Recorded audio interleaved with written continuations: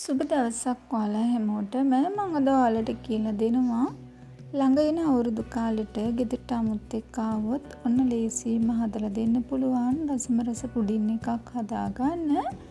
ඉතින් අපි බලමු මම කොහොමද මේ පුඩින් එක හදන්නේ මොනවද ඒකට උමනා කරන්නේ කියලා. ඉතින් ඔයගොල්ලෝ තාමත් මගේ channel එක subscribe කරලා නැත්නම් මාව subscribe කරන්න කියලාත් මතක් කරනවා. මම ඉස්සෙල්ලා මේ විදිහට භාජනයක් ටිපේ තියලා ඒකට එකතු කරගන්නවා බටර් ග්‍රෑම් 60ක්. බටර් ටික මෙල්ට් වෙගෙන එනකොට මම ඒකට එකතු කරගන්නවා පාන් පිටි ග්‍රෑම් 30කුත්. ඊට පස්සේ මිනිත්තු 2ක් 3ක් විතර ලිප අඩු ගින්දරේ තියාගෙන මෙන්න මේ විදිහට බටර් ටිකයි පාන් පිටි ටිකයි මම හොඳට මිශ්‍ර කරලා අරගන්නවා. ඊට පස්සේ මේකට එකතු කරගන්නවා කිරි මිලිලිටර් 500ක්. කිරි ටික එකතු කරාට පස්සේ මම සීනි ග්‍රෑම් 50කුත් මේකට එකතු කරගෙන තව මේකට එකතු කරගන්නවා කෝන්ෆ්ලවර් ග්‍රෑම් 30ක්. ඊට පස්සේ වැනිලා මේස හැන්දකින් භාගයකුත් එකතු කරගෙන මම මේ ටික හොඳට මේ විදිහට මිශ්‍ර කරගන්නවා. ඔයගොල්ලෝ මතක ඇතුව මේ වෙලාවට ලිපේ ගින්දර අඩුවෙන්ම තියාගන්න. ඊට පස්සේ මේ මිශ්‍රණය පුඩින් බෝල් එකකට එකතු කරගෙන ෆ්‍රිජ් එකේ යට කොටසේ මේ මිශ්‍රණය තියන්න ඕනේ අපි පැය භාගයක් විතර හොඳට සෙට් වෙන්න.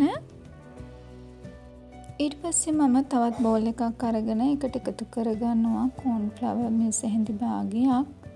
ඊට පස්සේ මම ඒකට වතුර මිලිලිටර් 100ක් එකතු කරලා ඒ ටික මේ විදිහට හොඳට මිශ්‍ර කරලා පැත්තකින් තියාගන්නවා. මම දැන් මේ විදිහට පෑන් එකක් ලිපේ තියලා ඒකට සීනි ග්‍රෑම් 50ක් එකතු කරගෙන මේ සීනි ටික කැරමල් කරලා අරගන්න හදන්නේ. ඔයගොල්ලෝ මේ සීනි ටික රන්වන් පාට වෙනකන් කැරමල් කරලා අරගන්න. සීනි ටික මෙන්න මේ වගේ කැරමල් වීගෙන එනකොට මම මේකට එකතු කරගන්නවා මද රස්නේ උණු වතුර ටික එකතු කරලා මම මේ විදිහට මිශ්‍රණය හොඳට තිය කරගන්නවා.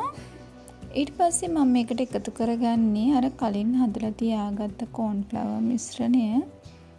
කෝන්ෆ්ලවර් මිශ්‍රණයත් කැරමල් එකත් එක්ක එකතු කරගත්තට පස්සේ මම මෙන්න මේ වගේ උකු ගතියට එනකන් මේ මිශ්‍රණය ලිපේ තියාගෙන ඒක මම අර කලින් ෆ්‍රිජ් එකේ දාලා තියාගත්ත පුඩින් මිශ්‍රණය උඩට මේ විදිහට එකතු කරගන්නවා.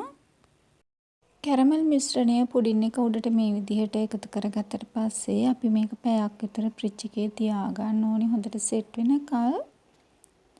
ඉතින් දැන් මම මගේ රසම රස මිල්ක් පුඩින් එක හදාගෙන ඉවරයි. ඕගොල්ලොත් මේක හදලා බලන්න. හදලා බලලා කමෙන්ට් එකකුත් දාන්න අමතක කරන්න එපා. ඉතින් මේ වගේ අලුත් රෙසිපි එකකින් ආයෙත් ඕගොල්ලොත් එක්ක එකතු වෙනකන් ඕගොල්ලෝ හැමෝටම සුබ දවසක්.